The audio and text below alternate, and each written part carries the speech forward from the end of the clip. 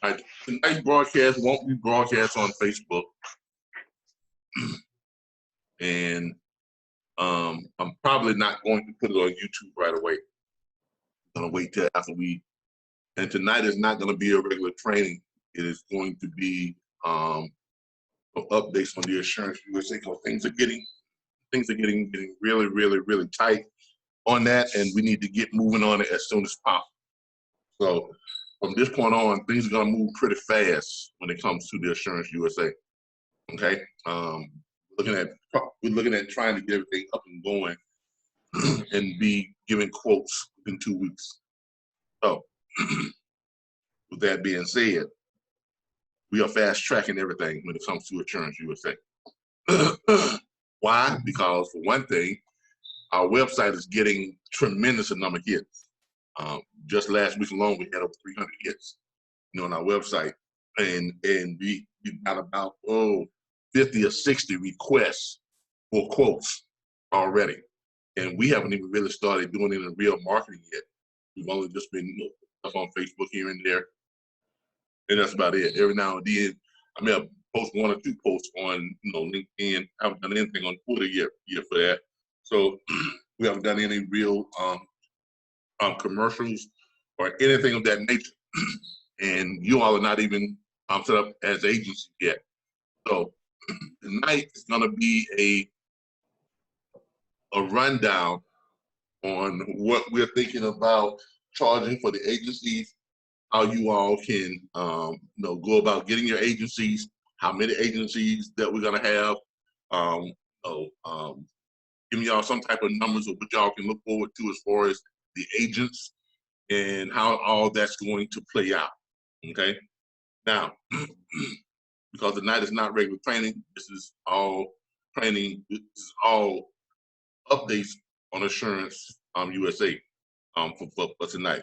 And I would not be available for training on tomorrow night or Wednesday night. I may do an update on Wednesday night, but I'm definitely not going to be available for training the next couple of days because I've got to get the Square account set up for the Assurance USA, and that is no easy task because it is not like our regular Square accounts when we set things up or whatever. Now we got to set it up to a point where I've got to have it to where we can allow you all to come on. I got to set my permissions. I got to have it set up to the point to where each of the agencies and all the agents will be able to come on and be able to input the policies, all the new policies and stuff. I got to have it to where it would track and tell me who and what agency submitted the policy, what agency collected the funds, and all that stuff. All that stuff has to be tracked. Okay, all that has to be tracked. Because I was just looking on some of the SEC stuff, and all that stuff's got to be tracked, so that we stay in accordance with the SEC. That's the Securities Exchange Commission. And I'm scheduling a corporate meeting this weekend with my corporate heads, and so that'll be our first real meeting as a corporation. So I'll be scheduling meetings with them, and then starting next week, we'll be starting training. What we're probably going to do is we're going to suspend the Monday night students training students, and that's going to be the night that we train on the agency trainings and the agent trainings. It's probably going to be Monday nights from the 8 p.m. I may even start doing those a little bit earlier, as early as 6:30, because it's a lot of stuff we got to go over, and there's a lot of stuff we got to bring y'all up to speed on. A lot of things that have got to happen before we actually, take that first policy down payment and all that type of stuff. A lot of stuff has got to happen between now and the next 2 weeks. So I'm gonna be really hustle on my end. Once I have this meeting with my corporate heads this weekend, it's gonna be really hustle on their end as well. So everything is coming to a crunch, and we're looking at trying to get this up and going within the next 2 weeks, definitely within the next 3 weeks. So that's going to require a lot of my time. So until you get to the password. And I want y'all to be really conscious of that. That it's going to require a lot of my time to get this up and going and have it going in a way that it will withstand scrutiny. Okay. All right. So let me start sharing my screen here real quick. The screen's up. Yeah, start sharing my screen. All right, that's a lot of stuff up. Hold on.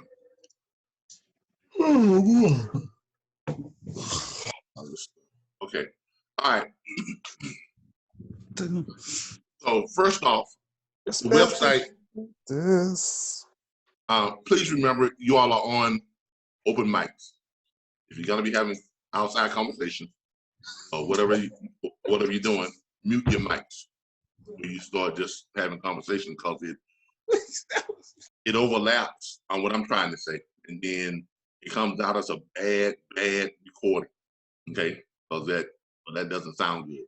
So because remember, these are open mics, these are live sessions. So if you have conversation you have going on, mute your mics. Okay, it's not a good look.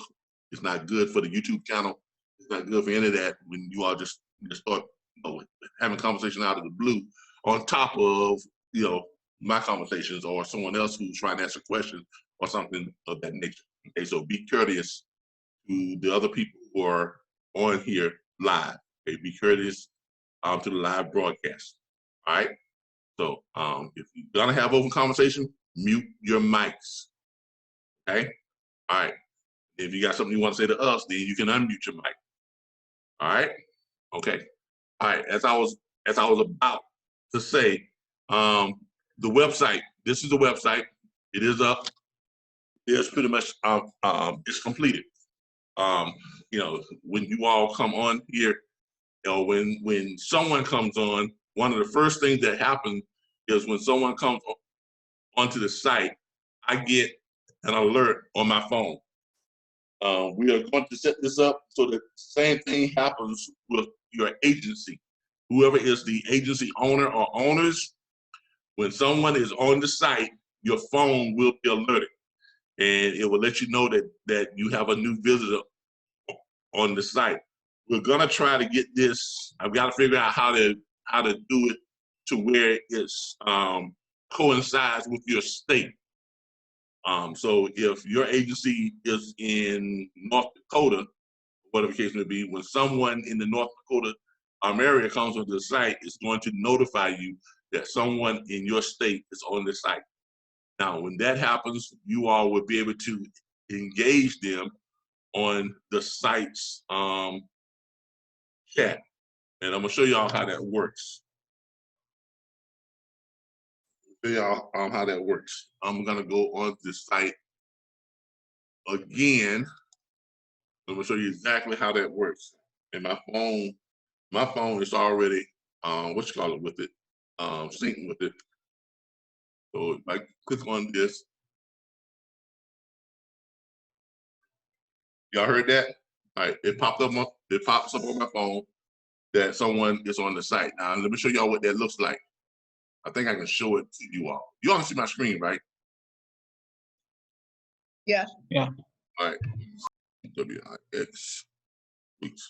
All right. So what that looks like about assurance. Let's see. What it looks like when it pops up is basically going to tell you have a new member on the site, and it would tell you what area they're from, the whole 9 yards. Okay.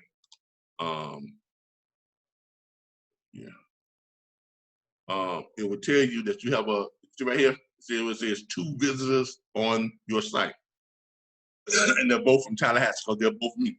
Okay, I'm logged in on both areas. So it would tell you this one has been on for 1 minute. Okay, that's when I just clicked on the other link on the other browser. This one has been on for 10 minutes, which has been on since we've been doing the broadcast. Okay, so it would tell you who is on the site it will tell you that someone is on the site, and it will tell you what city and state they are from. Basically, what it's doing is tapping into their IP address, and it's letting you know that you have a visitor on your site from Tallahassee, Florida, or from Las Vegas, Nevada, or San Diego, California, or New Orleans, Louisiana, Dallas, Texas, or whatever the case may be. So you, in turn, can go to the site. You can go into your back office area here and click on that person, and you can start sending them live chat. You can interact with them live, as you can see here. I tested it. I sent myself some stuff a while back, but normally, I send them just a message, and thank you for visiting our website. We are not active for business yet, and so on and so on and so on. But when you all start going live, you all will be able to send them stuff like hello, and you can send them a quick hello, and when you do that, it pops up. Y'all see it right here in the chat? Y'all see that? Yes. Yeah, I see it. All right, it pops up right there, and then they can chat back to you by saying something like, "Hey," or whatever the case may be. Now, when that pops back, it's gonna pop up on your Wix area here, see, where it says, "Hey." So now you can engage the customers while they're on the site.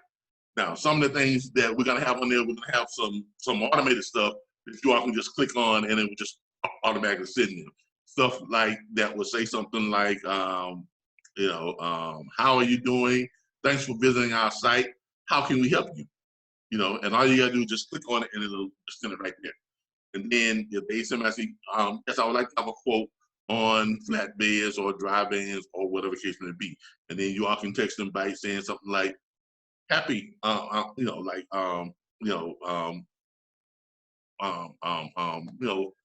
just let them know, no, sure thing. Give us a moment to get set up. In the meantime, tell us a little bit about your business or your truck, or what is your MC number or DOT number? What type of truck do you have? How many loads? Something of that nature. You're gonna ask them some pertinent questions, just real quick. And you ask them about how they run, how many loads do they average? They usually run each week. That's very important, because if they're not running at least 3 loads per week, they're not going to be able to file a claim. Because remember, every one claim they file, they have 2 loads, that are corroborated loads that they ran above subpar. So, which means, in order for them to file a claim, you have to run at least 3 loads that week. 1 being a subpar load, the other 2 being above subpar. Okay? So if you got someone who says, "Well, I only run 2 loads a week," then they've got a problem, right? They're not gonna be able to really file a claim. They've got to run at least 3 loads, which most carriers do run at least 3 loads per week, right? Right? Do y'all agree with that? Yes. Okay. Even if they run a long haul, you can run at least 3 long haul loads a week. I was running 989 miles back and forth from Bainbridge, Georgia to Chicago, and I got 3 in every week. 2 up, 1 down, 2 down, 1 up, or whatever the case may be. But it was 3 every week. So you can run 3 loads pretty easily if you're out there running. And a lot of guys will run loads like that are 400 to 450 miles. They can run that each and every day. So they'll be able to pull 5, sometimes 6 loads. They can claim 2 claims per week, or they can claim 1 claim and then run the other claim on the next week's running, or whatever the case may be, and then they can double up that next week. So those are the type of questions that you all are going to be asking. This is how the site is interactive with your clientele. Now, we also finished got the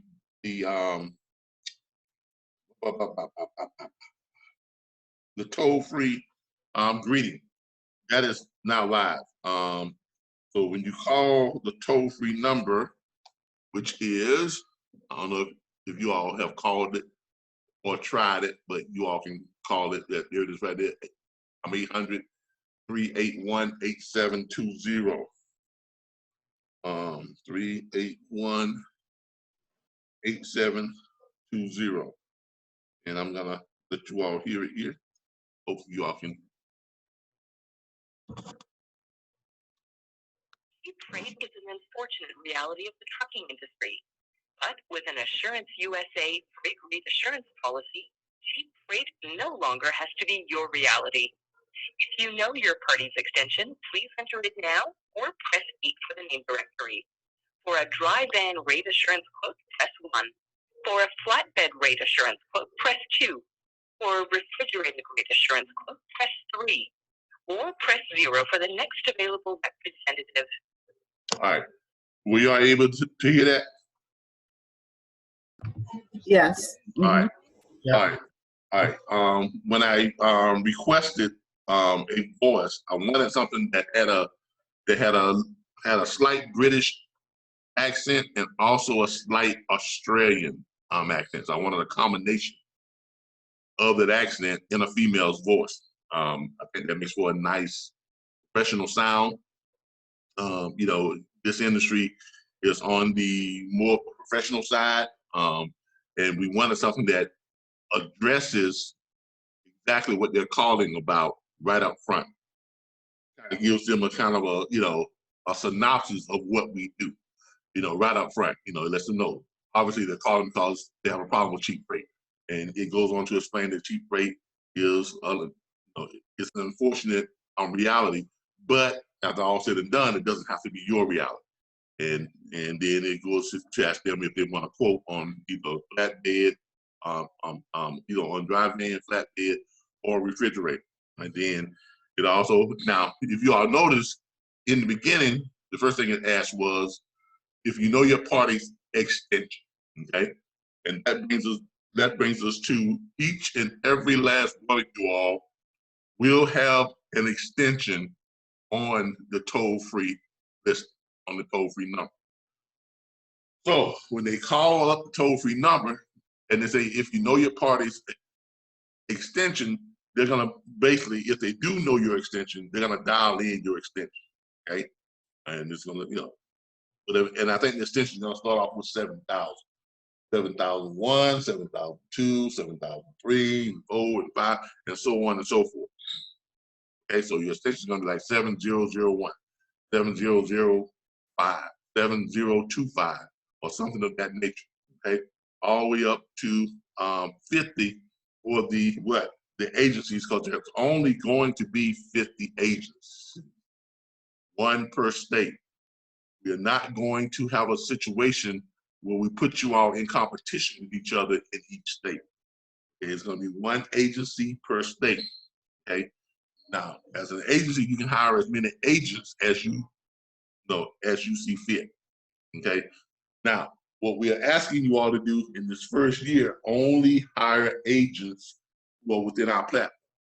Now, if your state, and the agent doesn't have to be from your state, you all know that, right? The agent does not have to be from your state, because these are all going to be set up like satellite offices. They're going to be like virtual offices. They're not going to be like you have a brick and mortar building you walk into, because we don't want to overspend. We don't want you all's expenses to get too out of control. Now, we may introduce what's called virtual office spaces. For those of you who know what that is, you know, a company called Regus, which is REGUS.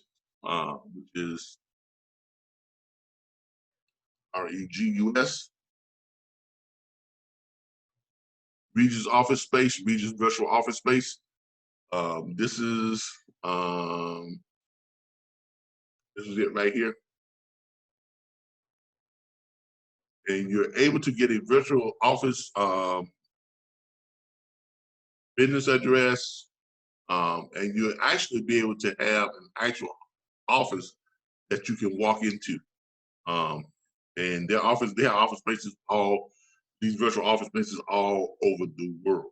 So no matter where you are, if you have a Regis account, you can walk into Las Vegas and say, I need office space. And they'll direct you to the nearest Regis office, and you can go in there and have office space, for the day, whatever the case may be. Professional addresses, you have answering services, all that type of stuff. Now, prices are gonna vary depending on what state you're in. I know here in Florida, I was paying like $199 a month here in Tallahassee for the office space here. And I can pull up that location to give you all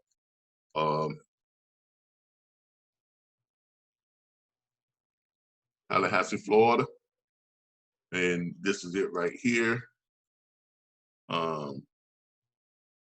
It's the Alliance Center, okay? That's where my office is here in Tallahassee, okay? Now, I get to walk in, and what comes with my account, I get 3 days of office space, which means I can go in and 3 days out of the week, and without paying any extra money other than the $199 a month, and conduct business there. I can schedule appointments. People can walk in. Hey, I'm here to see Calvin with RBBS or the RBBS Learning Center. The receptionist is like, okay, hi, sure. In one moment, we'll get Mr. Butler for you, and they'll ring my office, let me know that I have a client. They can either send them back, or they can walk them back, or I can come out and greet them. I'm gonna give you an idea of what this place looks like. When you view the center, it's pretty nice, office space. Let me see where's, I think they have some pictures of it. They have some pictures up, but it is really, really, really nice. Here are some of the,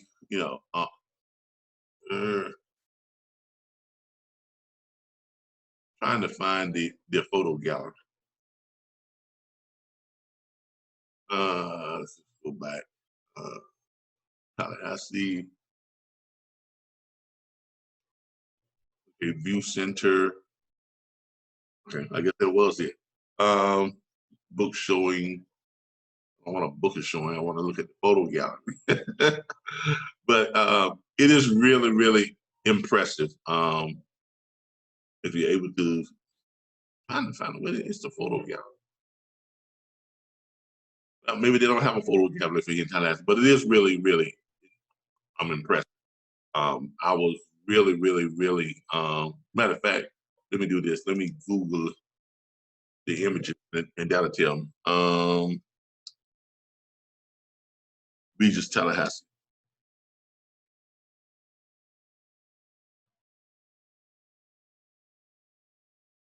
Alliance Center Tallahassee, and then let me go to the images. That'll give you all. All right, this is it. All right, this is outside. When you first walk up, that's the outside, outside hangout area. When you go inside of it, you're gonna have, trying to see if I can find the lobby. This is the lobby. This is where your guests will be waiting at. Okay, this is, and they have like 3 computer stations here, lounge areas, nice televisions, flat screens on the walls. Got an area back there for gourmet coffee and hot chocolate and espressos and all that type of stuff. On juice, water, just whatever. First walk into the place. The entrance is really, really, really nice. This is some of the entrance. You walk in, that's where the receptionist station is there. And here's another view of the office space from the inside. And then the offices themselves, they're pretty nice too. So you got pretty nice offices, and you have access to conference rooms and all that type of stuff. And some of these locations, they're as low as like $99 per month. And you get up to, you know, 3 office visits and things of that nature. So it just depends on it just depends on what your location and how they're set up. But this is how it's set up here in Tallahassee. Okay, that's the waiting area. That's one of the office spaces. You can either have double office spaces. If you've got 2 people, like 2 owners, and you all want a double space, you can use a double space. And you're not going to have the same office all the time because you're just having a virtual office, just in case someone wants to come to your location. And some of you may elect not to even have a virtual office. You just may do a completely, you know, remote location type thing, right from your home, because you don't really need an actual office space, but it's nice to have. But I don't want you all to be in a situation where you're going to have an office space and you're going to break the bank, right? We don't want, okay? So as you all can see, the virtual office is made for a great addition for you all to, you know, be able to meet clientele, have meetings and things of that nature with your people, conference rooms and all that type of stuff. Now, if you do have a virtual office space, the common area, that's always open to you. You don't have to come in on you don't use one of your days to use the common area. You just walk in and you'll remember you can use the common area without actually using an actual office space, okay? You can also book your conferences there and have, you know, in the state-of-the-art conference room. As you can see here, it's got projections up top. Everything has a screen that can be hidden away. You know, you press the button and it brings it back down, or it opens it up, and then you can have your conference Zoom calls, you know, your Zoom training, all that type of stuff. You can have all of that too. What else here? But that's on that. Now also, let's go over this. Now, since we're only going to have 50 locations, okay, 1 per state. That creates a unique opportunity for anybody who wants to be a agency owner for you all to team up. Now, there are 2 trains of thought on the agency ownership, and I haven't decided on which one I'm going to go with yet, but I'm going to make a decision on that before this weekend.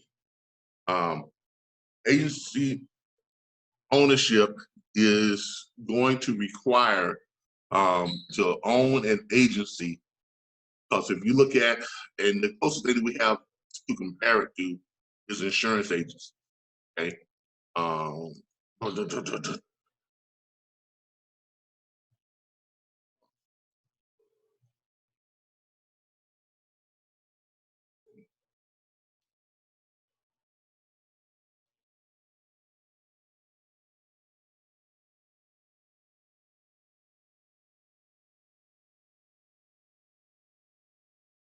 Okay.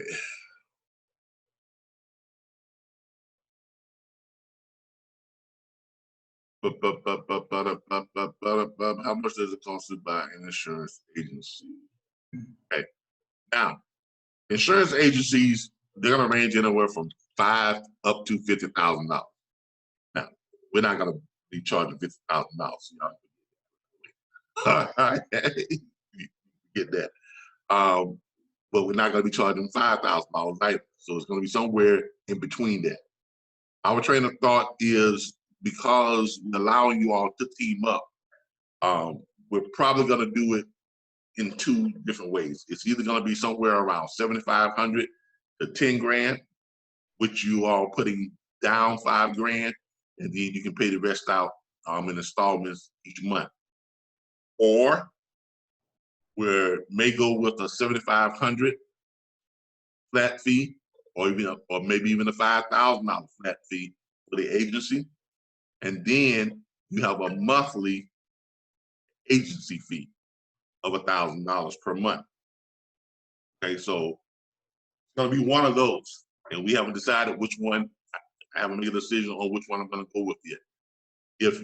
Obviously, if you're in a large state, and larger states have, if you're in a larger state, that means your revenue is probably going to be larger than someone who's in a very, very small state.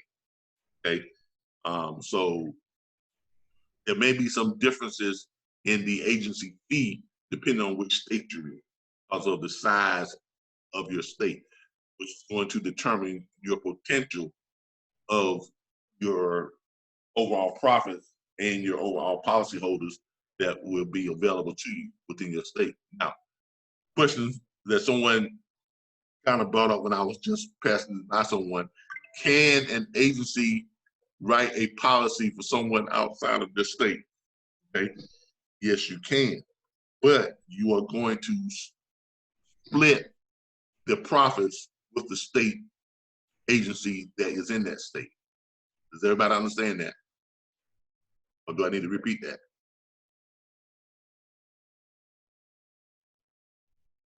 Hello? Can you repeat it, All right. please? Can an agency write a policy for a policyholder in another state? In other words, if you get a phone call, someone calls you directly and says that I want to quote you on a policy, you ask what state you're in, and let's say you're in Kentucky, but the person is from Florida. Okay? Yes, you can write that policy, but when you do write that policy and they start paying their premium, the monthly premium is going to be split between your agency, and the state you wrote it in, or the state that the person is in. So if, let's say, Victor is in Florida and Camille is in North Carolina, and someone calls up Camille and they're from Florida, and Camille writes the policy, yes, that would be, the monthly payments would be collected by Camille, but they will be split with Victor. Does everybody understand that?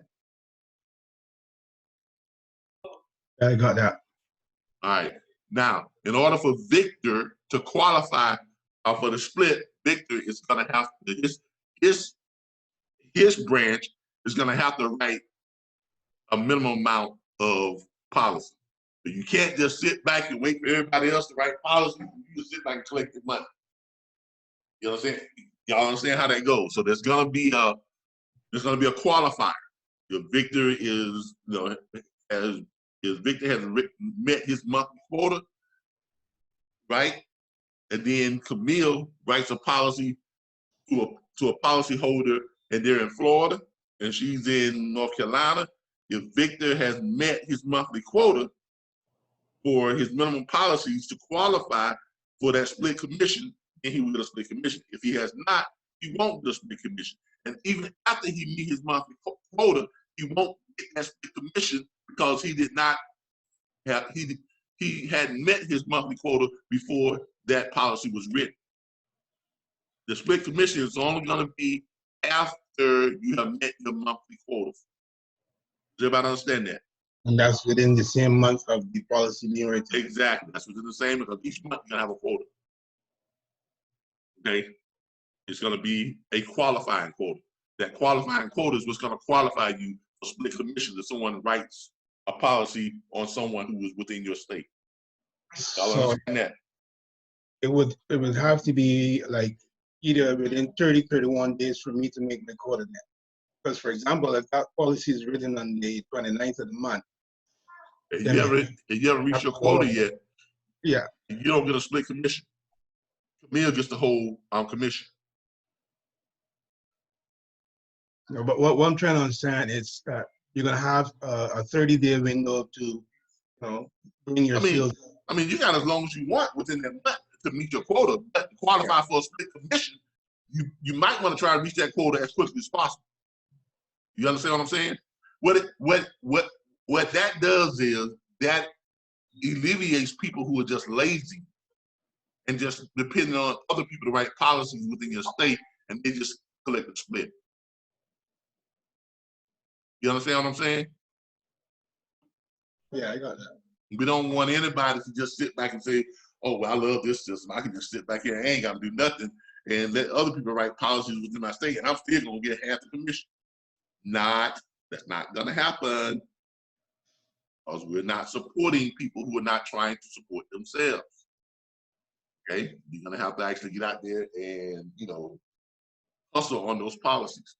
You know, brand your material, put out your advertising. We're gonna be supplying y'all with advertising material. It's up to you all to brand it, share it on social media, share it everywhere you can. If you wanna, you know, do some type of commercials, do that too. You know, we'll try to have everything set up once we get going, a budget for commercials, okay? Things of that nature. Now, since you all will have your own toll-free extensions, you all will be able to make phone calls from our Grasshopper account. So, but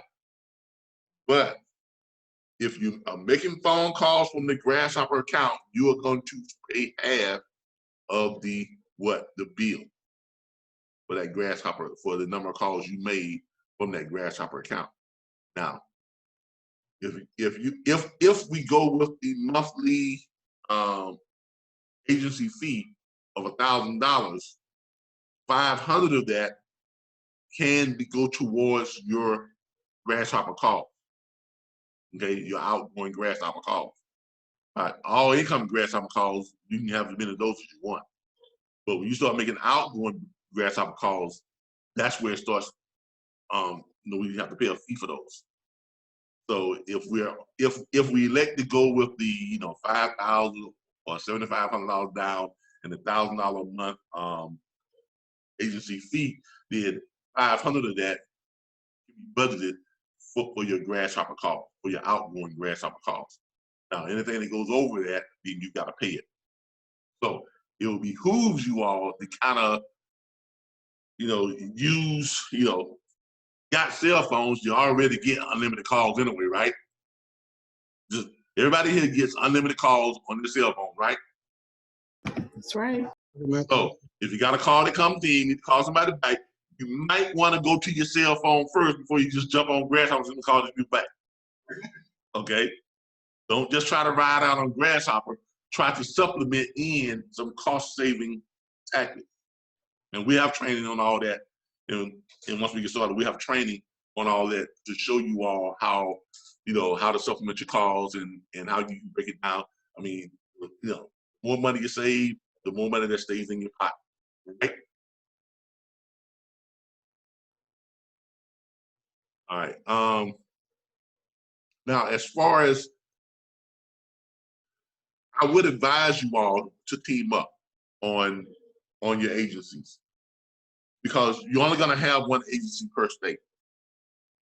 All right, agency owners are going to receive somewhere between 25% and 35% of the policy down payment or the policy qualifier, and you're going to receive 25% to 35% of the monthly policies on your monthly policy amount. So if someone is, you know, put their 5,000, they put 10 grand down on the $10,000, you know, base, you know, qualifier, put that down, you're gonna get what? Somewhere between 2,500 and 3,500. What's gonna determine what's gonna be which? How many policies you are written for the month. If you reach the qualifier, reach the bonus level, then you'll get the 35. You get an extra $1,000 on your policy down payments. Okay. If you have not reached the bonus level, it's going to be $2,500, 25% commission, or 35% commission. The agents will get 25% commission of the agency's split when they write a policy. So if an agent gets a policy holder, calls up, does a quote, they say, okay, great. And they come up with the 10 grand down, whether it's through the financing with the factoring companies, whether it's through the financing with the bank, whether it's through a revolving line of credit, whether it's through a home equity loan, whether it's through them taking out, you know, the equity on their truck, or whether they got the cash in their back pocket. However that comes, that agent is going to get 25% of the 25% or 35% that the agency is getting.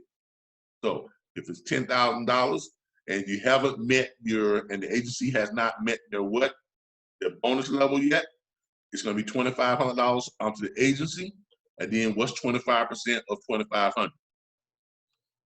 That's going to go to the agent. Does everybody understand that? Does everybody get that?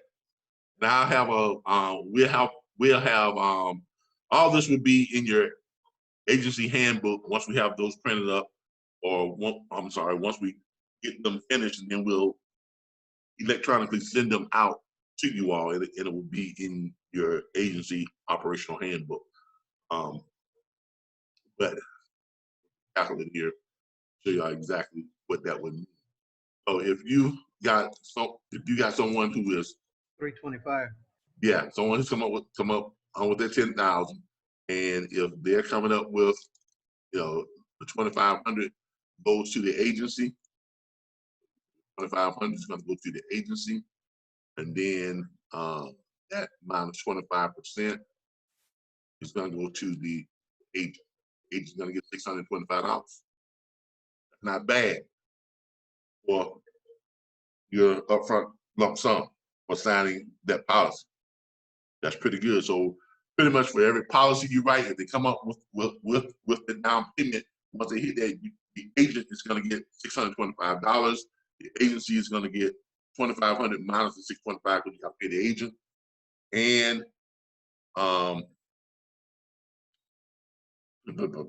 when they start making their monthly premiums, you're getting your 25% and the agency in their 25%.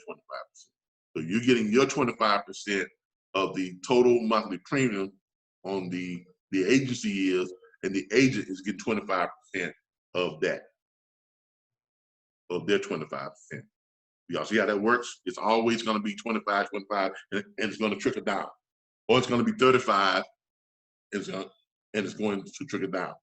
Now the agent, your commission does not change because the agency met a quota, but your commission is higher after the agent hits the quota, right? Or 25% of 3,500 is more than it is on 2,500. Does everybody understand that? Got that. Everybody understand that? Yes. Absolutely not. Repeat that again. Okay, all right. If the agency, not the agent, if the agency has met or has not met their quota, has not hit the bonus level. Now we haven't determined what the bonus level is going to be yet, but if they have not hit their bonus level, they're going to get 25% of the total qualifier policy amount, which is 10 grand, right? Because the person has to come up with 10 grand in order to be eligible to file a claim. Okay, that's on the policy. Now, there's several ways that they can get that 10 grand. We're gonna have factoring companies who will finance on that 10 grand. They're gonna be lenders, banks, financial lenders that will do lines of credit, do cash advances, all types of stuff, so they can get that 10 grand. We may even have some what they call invoice buyers, where they may have ran a certain number of loads, and instead of them getting the money for that, they would buy the invoices and they would pay them up front for them. Same thing, factoring company. Okay, that's all a factoring company is. Okay, or we may be able to help them go to their bank where they can get either a business loan or a line of credit or something of that nature, some type of financial product from their bank for them to get that 10 grand. Or a lot of owner-operators are going to have that 10 grand laying around somewhere.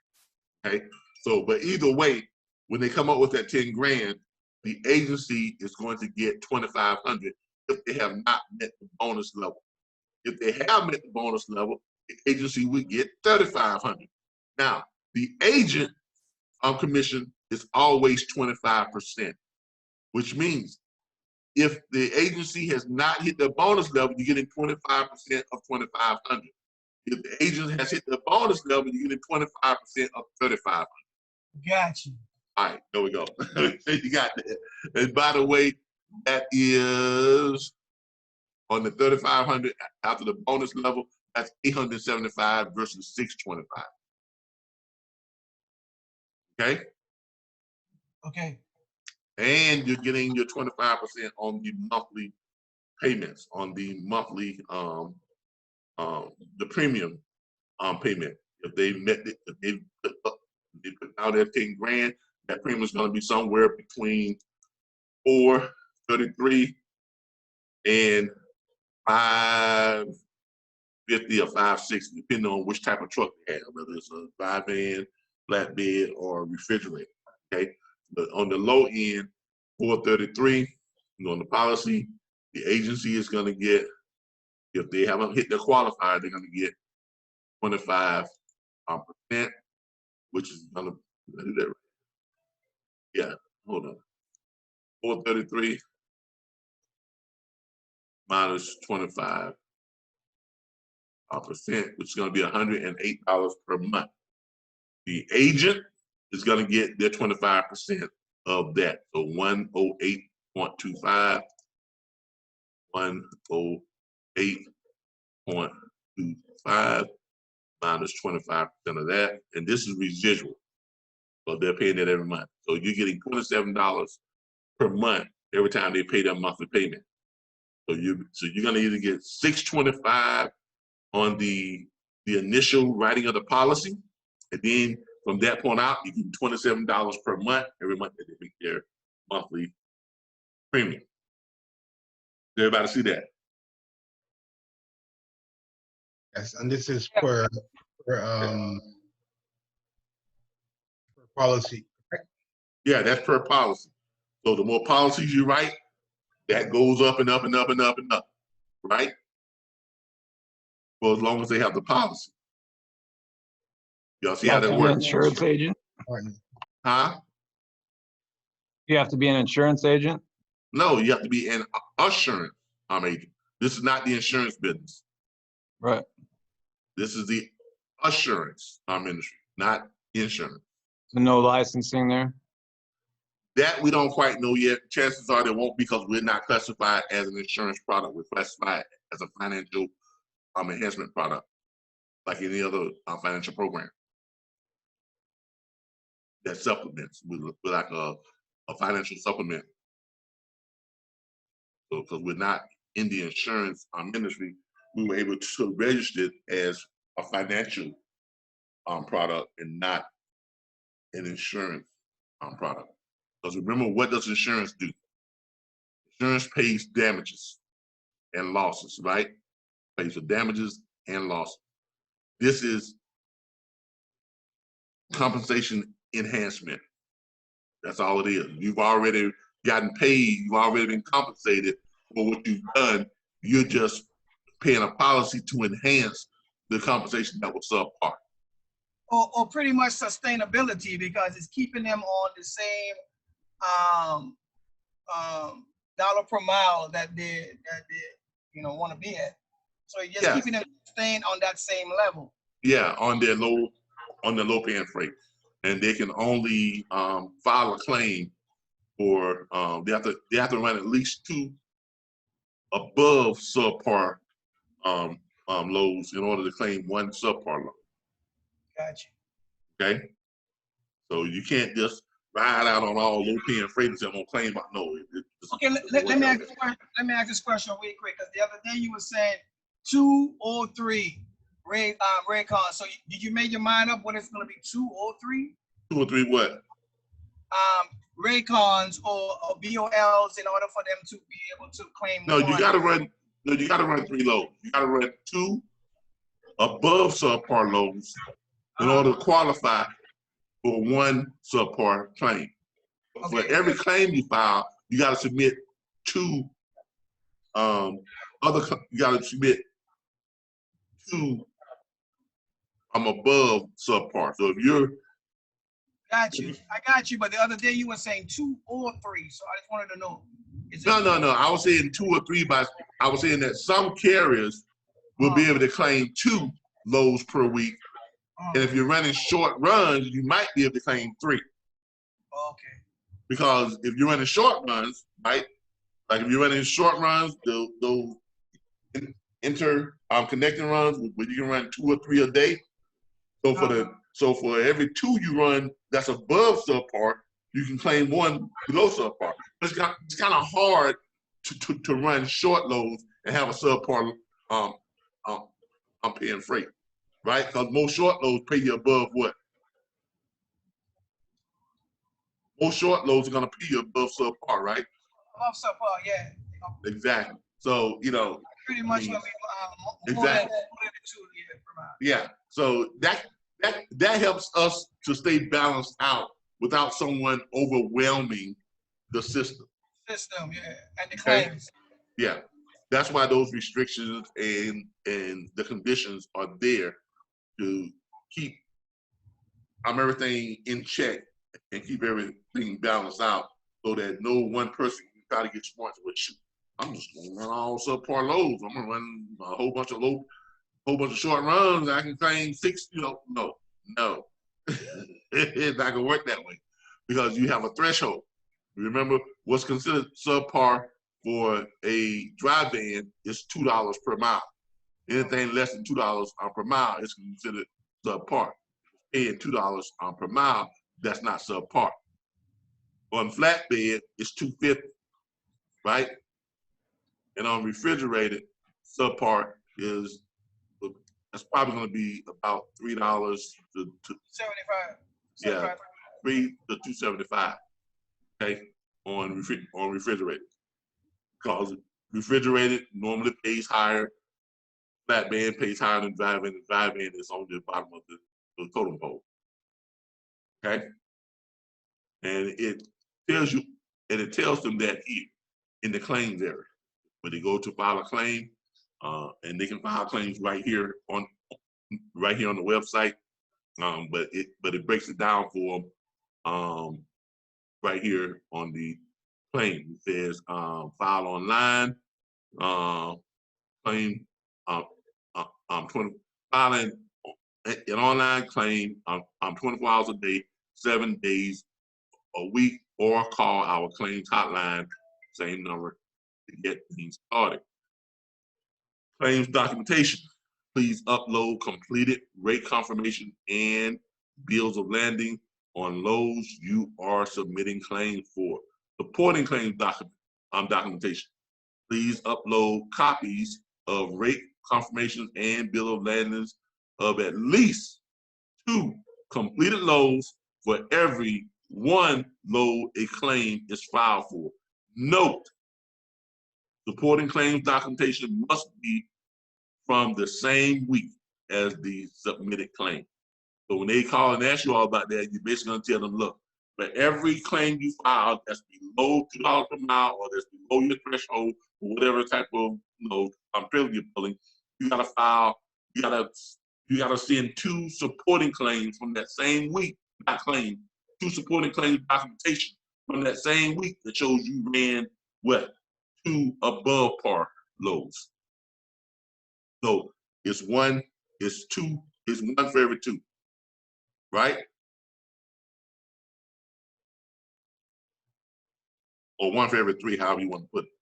Out of 3 loads, 1 of them can be a subpar load. If you got 6 loads, 2 of them can be a subpar load, right? Does everybody get that? Yep.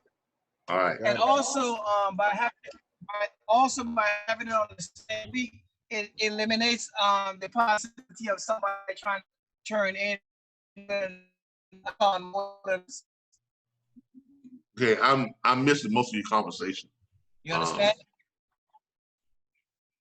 Like every other word I'm hearing. You understand what I just said? No. Can you repeat that, please? Hello? I hear you. Can you hear me?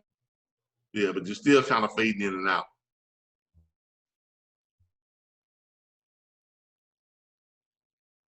And I don't hear you at all. All right. Well, when you get it straightened out, you can re-ask the question or make your statement All right. In the claims area here, when they're filing claims, we make this very simple. They can file claims, 24 hours a day, 7 days a week. And when they submit this stuff, they come in and they put in, their claim policy number, in the name, put in, the email address, the phone number, and what trailer type they have. Drop down now. Got dry van, flatbed, refrigerator, or other. Then they can go, they can upload their claims documentation. You can click on that, and it's going to take them over to their computer's documents file. They can pull up their BOL or their Raycon, and they can upload it. For their supporting claim documentation, same thing. Click that. You can put in those 2 BOLs and those 2 rate confirmation that shows they're from the same week that I'm claimed for, and that shows that they are above subpar. So when they submit all this is going to come over onto the system. If they're from Georgia, we're going to forward this to the Georgia office. If they're from Florida, we're going to forward it to the Florida office. If they're from California, it's going to get forwarded to the California office. It's going to be you all's responsibility to make sure you all get those, you evaluate them, you evaluate the Raycons. You don't just look at the Raycons, you call the brokers that are on those Raycons to verify that those loads were ran, or you call the shipper that signed that BOL, you verify that those loads, verify both the supporting documentation and the claim, okay? Because if it comes back that someone has defrauded the system or they filed something that wasn't done, when we do our checks after you all do your checks, right, then guess who's gonna wind up having to pay for that? Y'all understand? Well, that would be considered a loss. Who's gonna pay for that loss?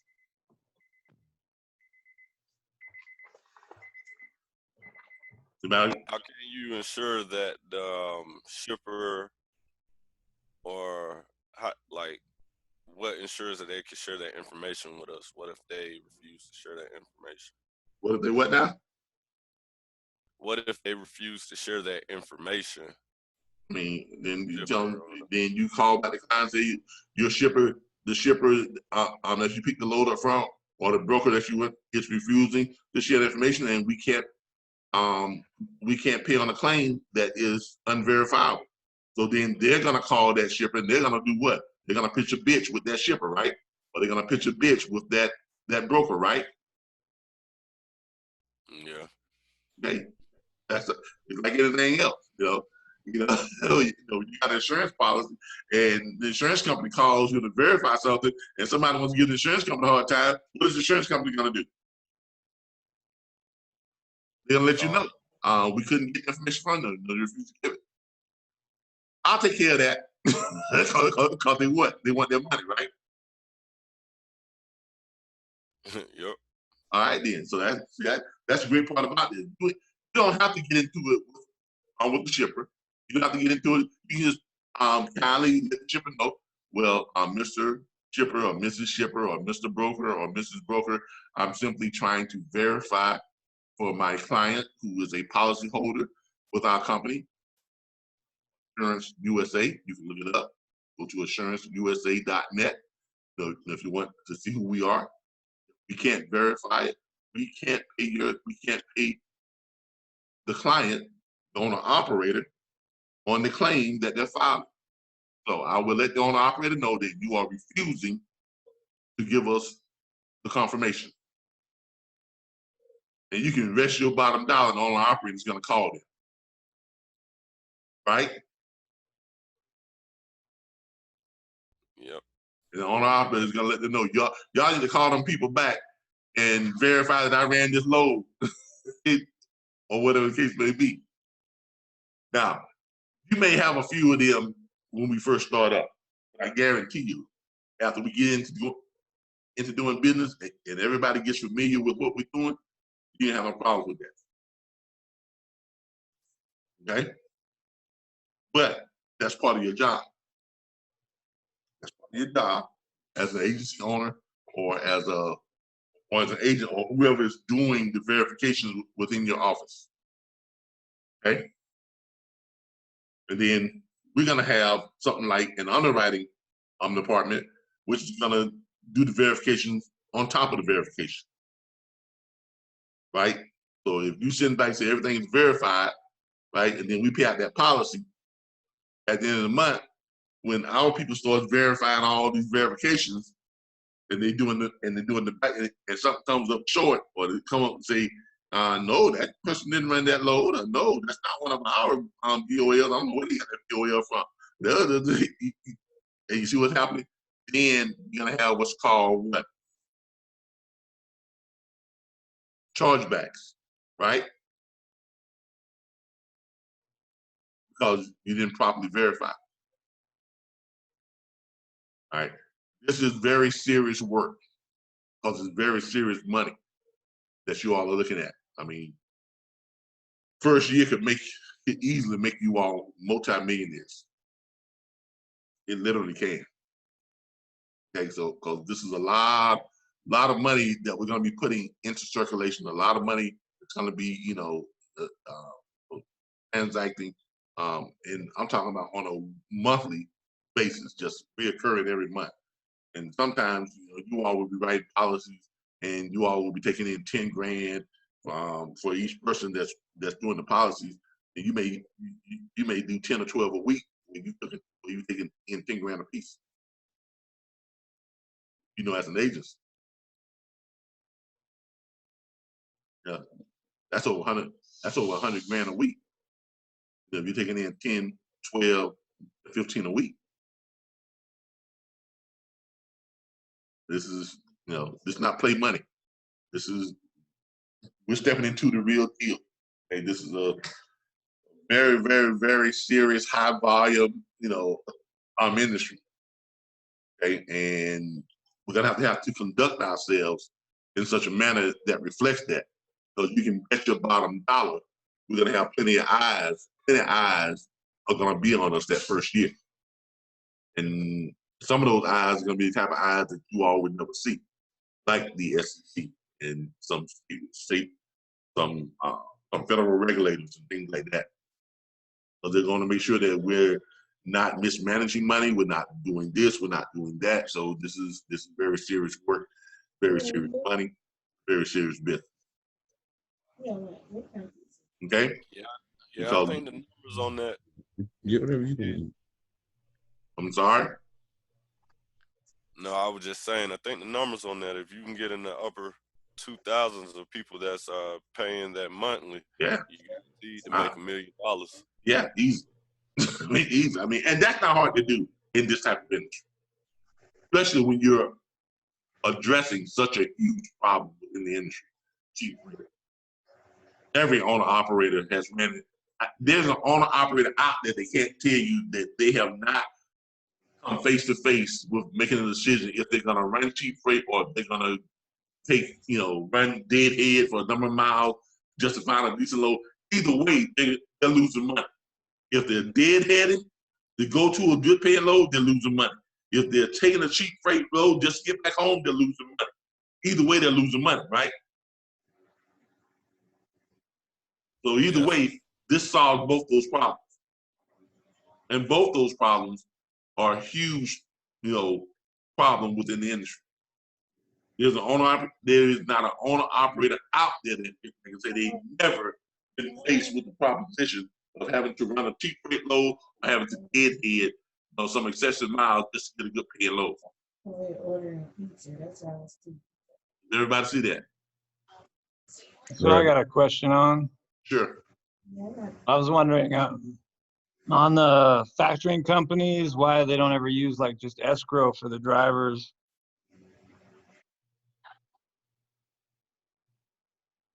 What do you mean? I was wondering why they don't use like escrow companies instead of factoring companies to like guaranteed driver pay, I guess. Yeah, that's factoring company. I don't know why they never came up on what solution. I can only tell you why we came up on what's the solution. A lot of times, people that are sitting around and they're so busy doing what they're doing, they miss the obvious. That happens all the time. Yeah. The guy that made what? The guy that made these little. I've got one here at my desk. The little things that you peel off and you write on, then you stick them up. How long did we do without those before someone said, "Hey, put some glue on the back of this thing and stick it on the whatchamacallit?" Are you talking about a little sticky note? Yeah, I mean, the guy's a billionaire now, just from that. But Yeah, I just thought it'd be better for the drivers if they had escrow and they'd be guaranteed. yeah, true. But that never happened. I know. So so that's why we're here. That's why I'm trying to look out for drivers. Yeah, that's why we're here with this. Okay. For whatever reason, I don't know why they didn't do that, but they didn't, and they haven't. Okay. So we're in the business of solving problems. We're not in the business of trying to figure out why somebody else didn't solve the problem. He came up with a solution. We have the solution now.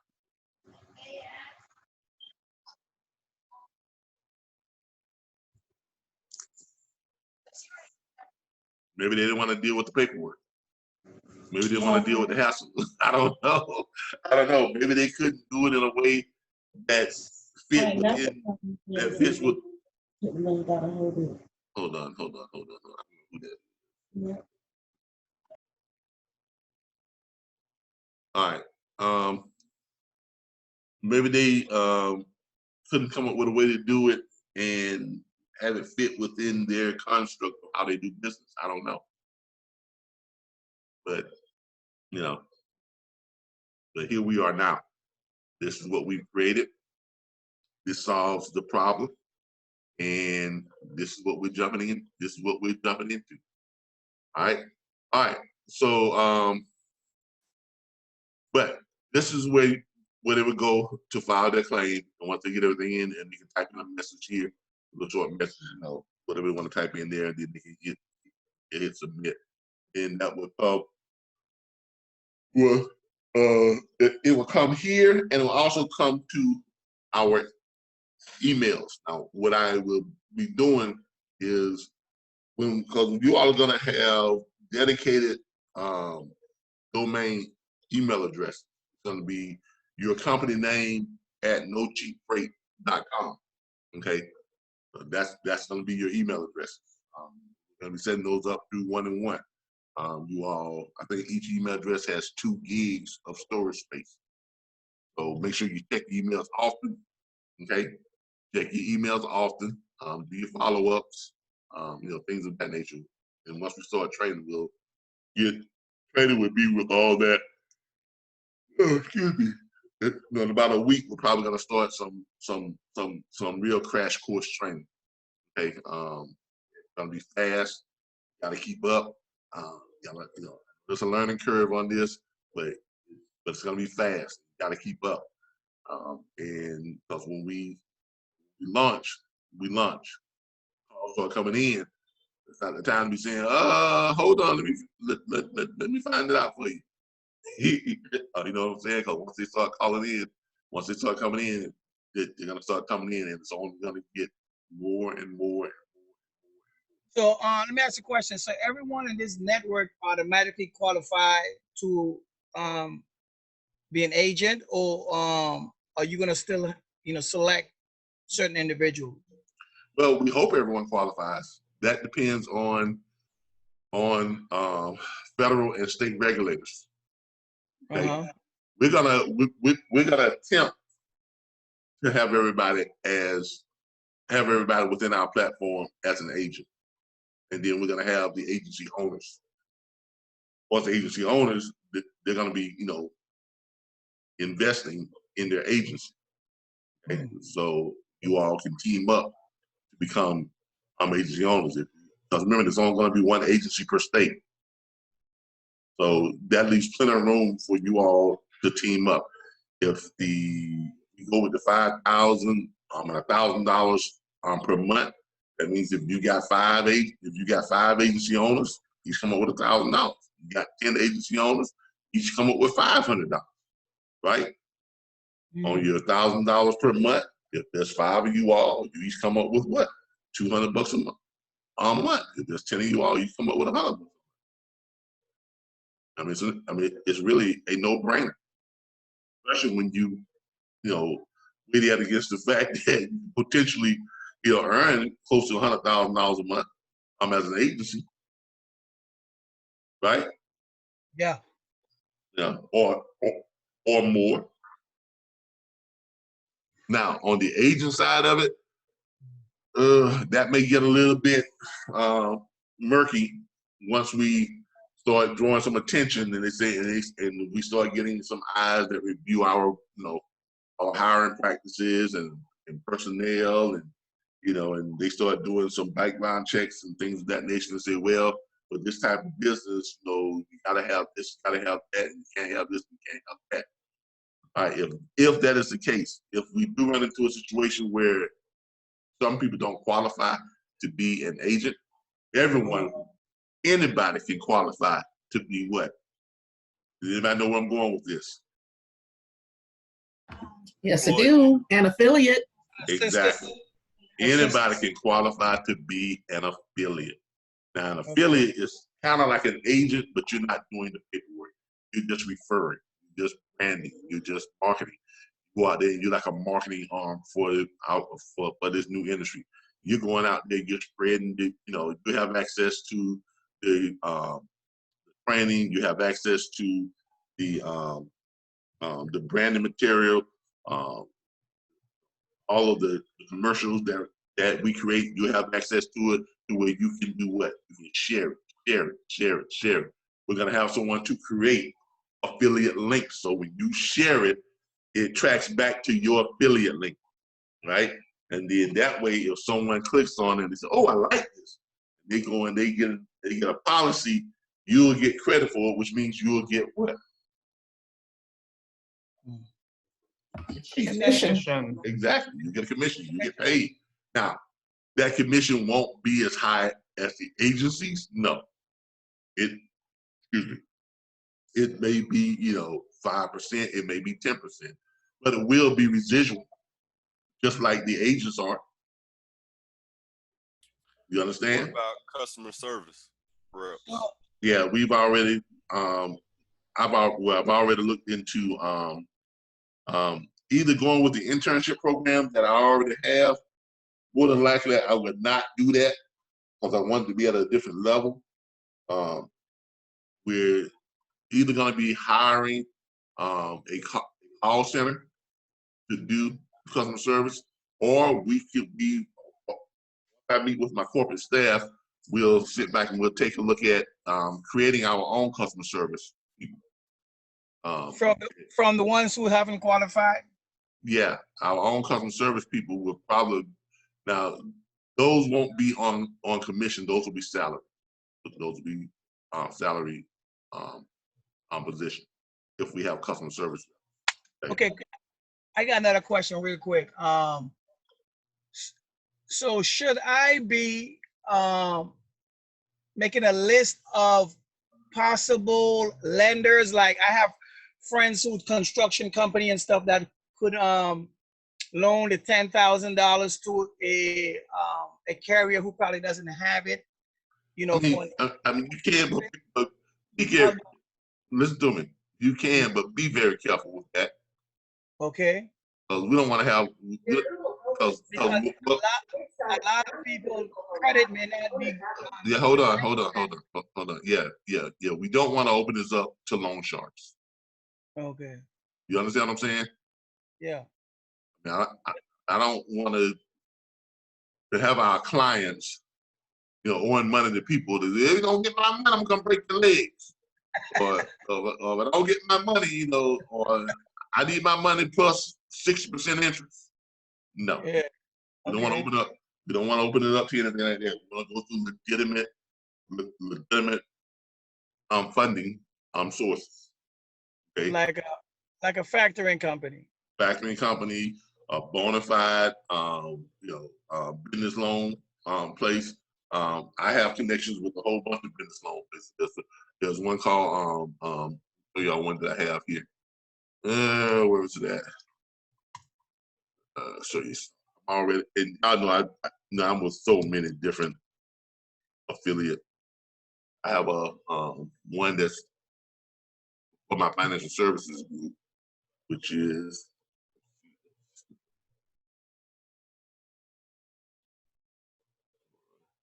let's see.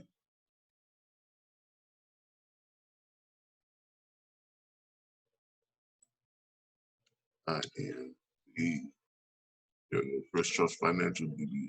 All right, I have one with this. I have one that I use with this company. Where did it go? Oh, there it is. I have one that I use with this company, and this is it, right? Matter of fact, let me look for it on here because I can put it up on what you call it on the big screen, and you all hear what's going on. Oh, hold on, my bad.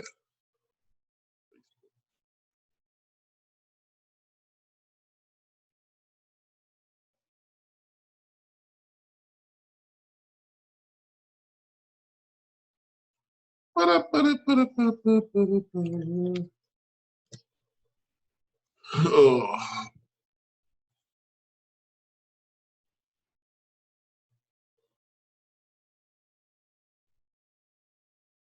I don't know why we'll do that.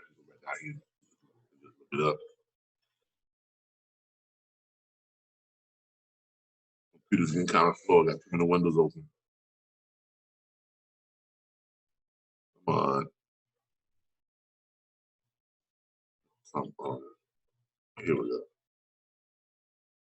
First Source Financial. All right. This is my financial services, real estate, commercial financing. I have a source here that I'm a real business loan.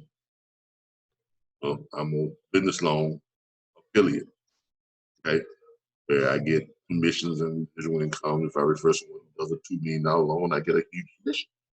If someone does a $20 million loan, I get a huge commission. Visuals, okay. This is, in fact, see if I can put this up on the big screen as right, volume control.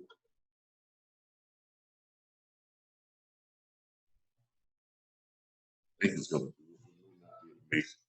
Anyway, I'm gonna jump over to YouTube. I know I can cast from there.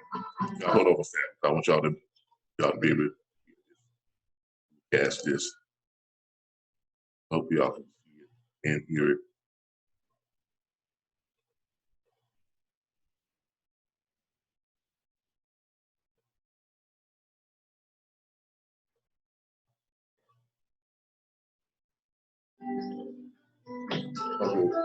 I don't know if y'all can't see it, but I know y'all can hear it. Hold up a second. Ah, come on, stop.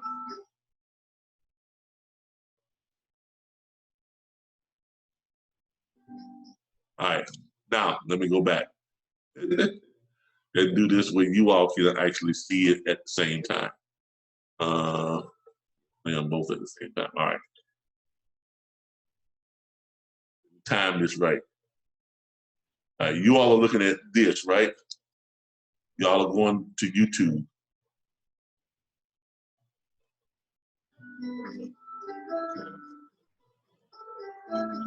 Hold on.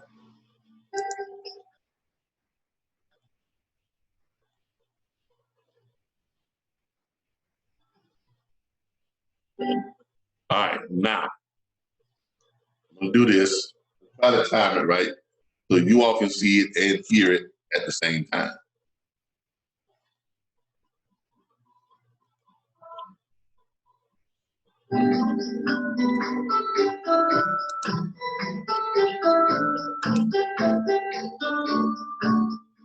Hold on. There we go. How great businesses started like this, an idea on an app. or a conversation in a place like this. And one thing that all these businesses had in common was they need funding. Funding and finance is the lifeblood of any business. The business cannot succeed without it. That's what we're here to do. That's what we do. We provide funding for businesses. My name is Tim McCormick. I'm president of the Business Finance Store, and our whole job is to help you succeed at whatever it is that you're looking to do. You want to start a new business? We're here to help. You want to expand your existing business into a new territory, new country, whatever it is, hire more staff? That's what we're here to help you with. You want to buy a franchise? Anything you want, we can get you the funding. Funding is available. You can use your own savings, but frankly, that just takes forever because it's a long, slow process to bootstrap a business. Next thing, you can go to a bank. You can go convince banks to believe in you. That's the most annoying thing about starting a business, and I know because I've started a few, is you're constantly having to convince everybody to believe in you. When you come to us, you don't have to worry about convincing us to believe in you. We don't have to believe in you. We'll help you get funding. I mean, frankly, Twitter, I don't believe Twitter would work, but it worked, it's huge. So it's not our job to figure out if we believe in your business. Our job is to help you. Anything from a business credit card to a $5 million SBA loan, that's what we do. So look, I don't know where you're at, if you're in the napkin stage, or if you're already a $10 million a year business. Either way, we're excited to help you out, and we look forward to talking. All right. That was from one of the companies that I've been an affiliate with for about, going on 10 years now. And I've done a lot of business through the Business Finance Store. And they are pretty good. Now, is everyone going to qualify through the Business Finance Store? No. We get a lot of people qualified through them? Yes. We get a lot of people qualified through factoring companies? Yes. A lot of people get qualified through other lenders, lines of credit, revenue-based lending, things of that nature. Yes. A lot of them get qualified through their bank. Yes. So, by having the options, by having all the options is what's going to get us to where we need to be on each one that we do. And give y'all a kind of a look at what this company does. It's not on the computer. I'm telling you, I can't remember my login by heart. I have to be on my other computer where it's already stored, and I could give y'all a look at my back office with this company. That's on my other computer upstairs. And I know I can't remember my password because it's a unique password that they give me. But they're a pretty good company, and I made some good money over years with this company. So I know they work. Okay, I've helped a lot of truckers get financing for their trucks through this company, and have great low payments, things like that. So they're a good source. They are a good source to go to. Okay, and you all might want to look at signing up with this company, or doing some type of affiliate with them too. I'll be honest with you all. I have made good money as an affiliate because I have aligned myself with some companies that have allowed me to create, very high dollar referral firms like this one. And this is all this is. This is a referral. That's a referral company.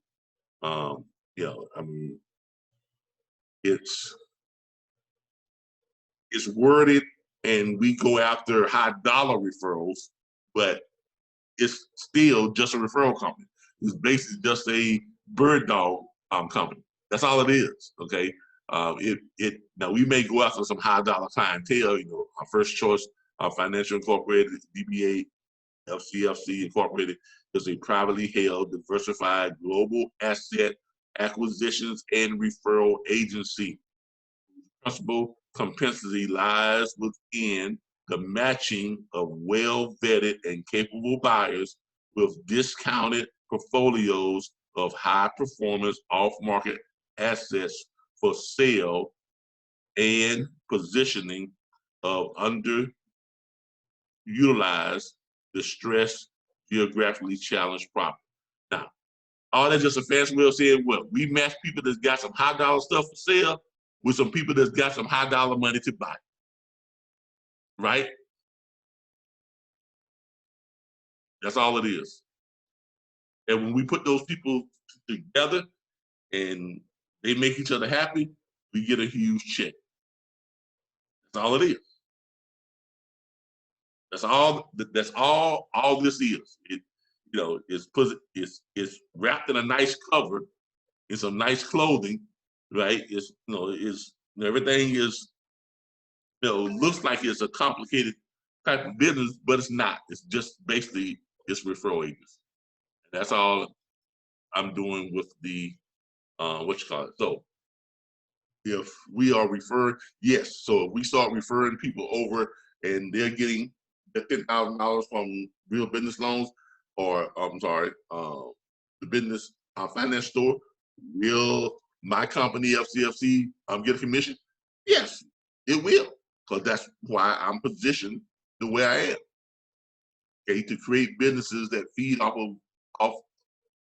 of each other in some form or fashion. Okay, and but you all can take note of that, because you all can sign up with these companies too. Do the same thing. Okay, so if you're signing up with them and you have a client who needs 10 grand and you run the, you know, the application through this company, and if they get the 10 grand, that company's gonna pay you a commission. So everybody see how that works.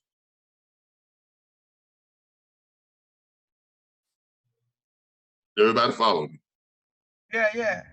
I Okay. see. Yeah, look, there are so many opportunities that you can create for yourself in this type of industry, because you got an industry that is helping owner operators to raise their level of revenue. At the same time, they've got to have a certain amount of money in before they can do that. So that creates another opportunity for you all to work with other lenders.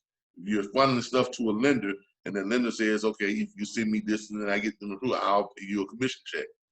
You see how you just, you know, you're making money at every turn. And I need you all to not just see the opportunity for its face value, but you need to see the opportunity for its overall value as well.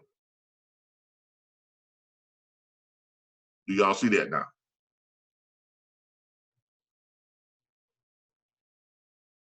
Yeah. Sure do. Okay. All right. And it's not hard. It really isn't. Once you get the hang of this type of thing, you all will be doing this stuff with just about everything you do.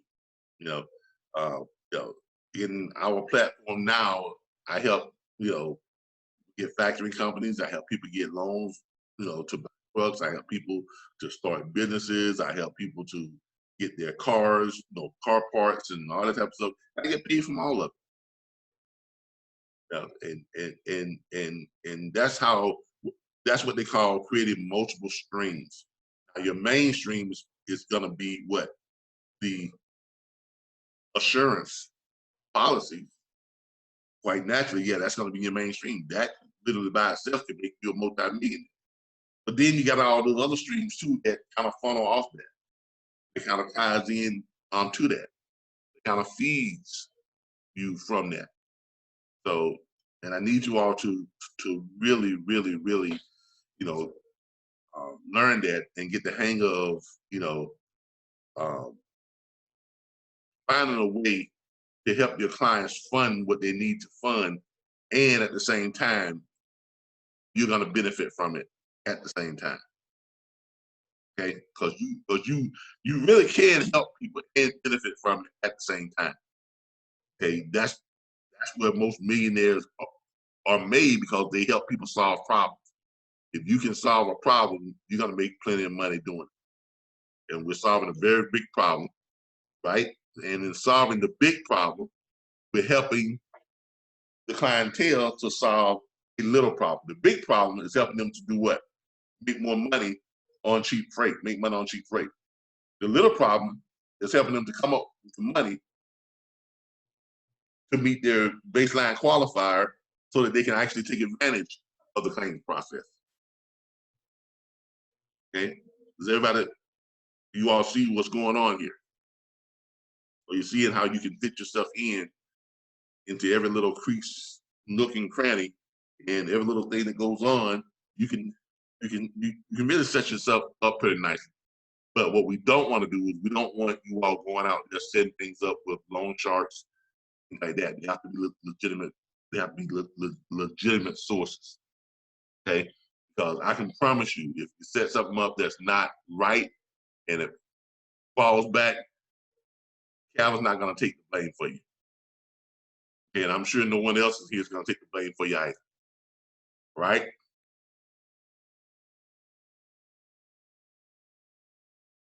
I need y'all to understand that. Do y'all understand that? Yep, I do. Yes. All right. All right. I've got a lot to do this week. Let's have a couple of questions. I'm not going to answer a whole bunch of, no, we're not going to do a whole bunch of Q&A, but I still got a lot of work to do tonight. I've already told my wife that I'm probably going to be up all night, working on the square and some other stuff, and you all's pamphlets, the agency and the agency handouts, the booklets and the operational pamphlets. I'm gonna be working on putting that together.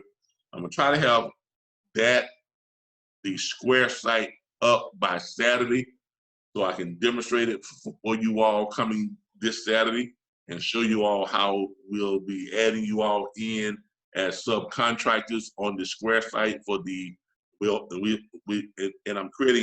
I'm opening up a new account with Square on the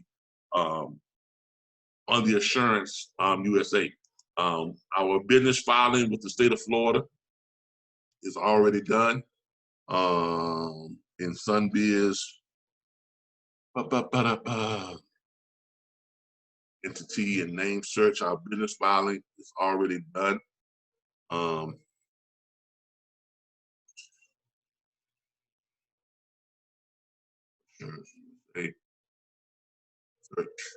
So we're already on the division of corporations with the state.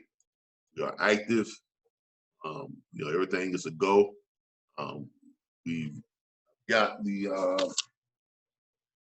my patent paperwork here. Let me find this for you all.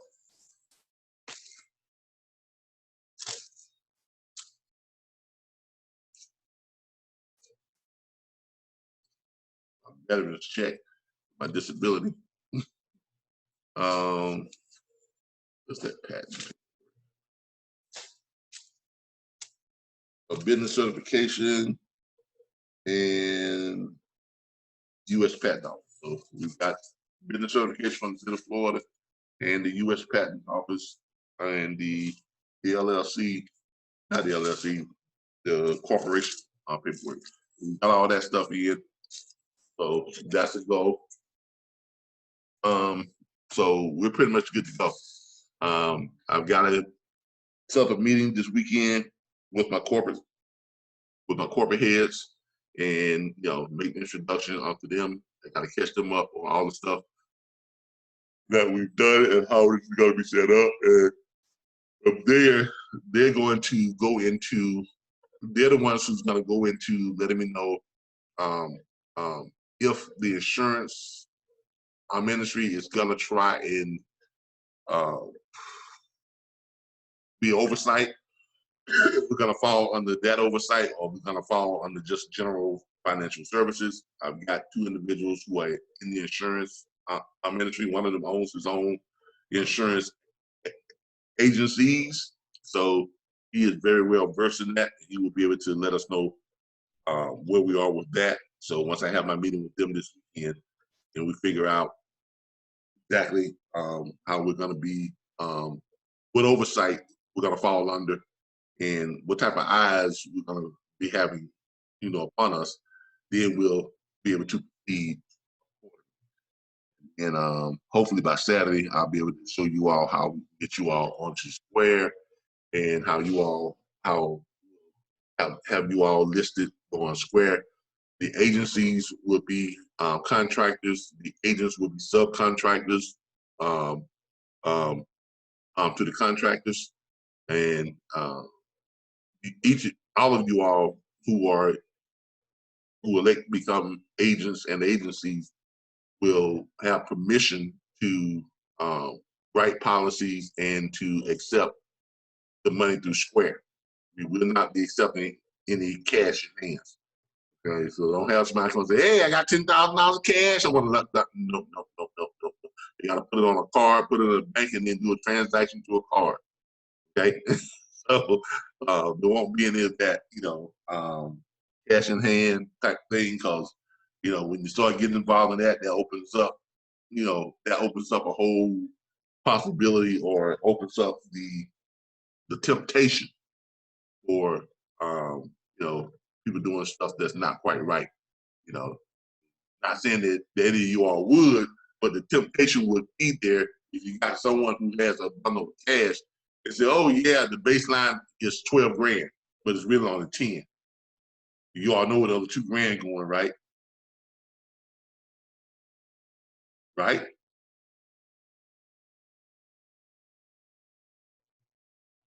Yeah, I Quiet. can where it's going. Yeah. So it won't be any of that. That's why it won't be any of that cash stuff.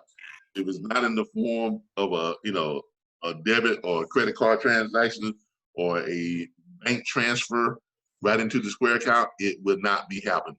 Okay, and just tell the client, no, we don't accept cash. Why? Because we do everything. Everything has to be transparent. Everything has to have a document trail. Everything has to be has to pass muster when it comes to oversight. Everybody understand that? Yes, strictly SEC. Exactly. Strictly SEC. Okay. Everything has to pass muster, and we also have to have that for when we decide to take the company public. We have to have a verifiable. We have to have some verified. We have to have the most verifiable proof that we are worth what we say we are worth. Okay, because and the way you do that is to have everything going through the same type of fiduciary transaction. Okay, same fiduciary fund, which is credit cards, debit cards, bank transactions, no cash transactions, no cash transactions. Say that again, no cash transactions. Okay, no, well, give me the cash and I'll put it on my card. None of that either. All right, none of that. Because when someone does a transaction, there's going to be a quality assurance call that is going to be recorded, that's going to be made on, who it is, what card was used, the time and date they did the transaction, to make sure that they understand what this is and what they are putting their money up for. Okay, so this is a whole different ball game, people, and I want you all to understand that this is a whole new level.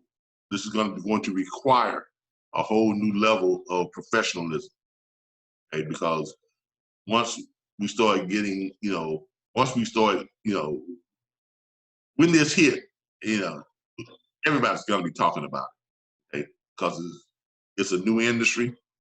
It directly addresses the biggest problem in the trucking industry to date, that people have been talking about for years. I mean, I'm not talking about just 2 or 3 years. I'm talking about the last 20 years. People have been talking about cheap freight as a problem, but no one has ever been able to come up with a solution until now. So it's gonna get a lot of talk. It's gonna get a lot of pushback from the naysayers and the haters, and you're always gonna have those people out there.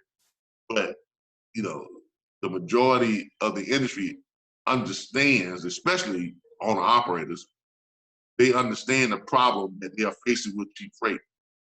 And they will get this. They already have gotten it. I mean, I think we have close to over 300 visitors to our site since we started, just doing this. And we haven't even started doing it yet. So what's going to happen when we start branding and all of you all start branding, all of you all start sharing advertisement, and all that type of stuff is, I mean, it's going to become pretty extensive, a very extensive and a very overrun business. So look to, it being, a lot that's going to be coming about, and help a lot of you to, it's going to make a lot of you all millionaires. If you do this right, no telling, where this would take. All right, I'm going to call it for tonight. There will not be training on tomorrow. I'm going to be very, very, very, very busy. I'm probably not going to get any sleep tonight. I'm going to be up late, probably till about 3, maybe 3 or 4 in the morning. I might get a couple of hours of sleep. Then tomorrow I'll be right back at it. And then on Wednesday, I may do an update just to bring y'all up to speed on where we are, but it won't be quote unquote training on Wednesday. I need this time off to get all this stuff going and make sure I get it all right and test it all before the corporate meeting on Saturday. And I want to have something that show you all as far as where and how we can have everything and bring all this to a head so we can start our training hopefully as early as next week. All right. I hope everyone got the understanding of this. I hope everyone, I hope all of you are on board.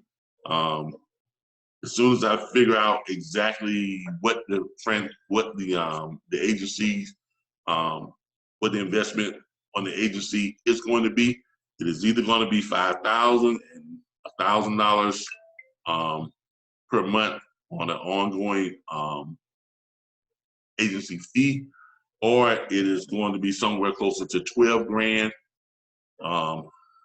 maybe a little bit more, and then you pay the rest off, which will require a down payment, and then you pay the rest off in monthly installments. Not as bad as you all might think, because with the fact that there are only going to be one agency per state, that gives you all a huge opportunity to team up. And if you all can team up, then that reality of owning your own agency becomes, very achievable. All right, everybody. I thank you all, and I will see you all probably on Wednesday, but definitely on Saturday. All right. I am doing private consultations. If anybody wants to book one, hold on, let me make sure, see what I've got so far. I had about 3 today. Private consults.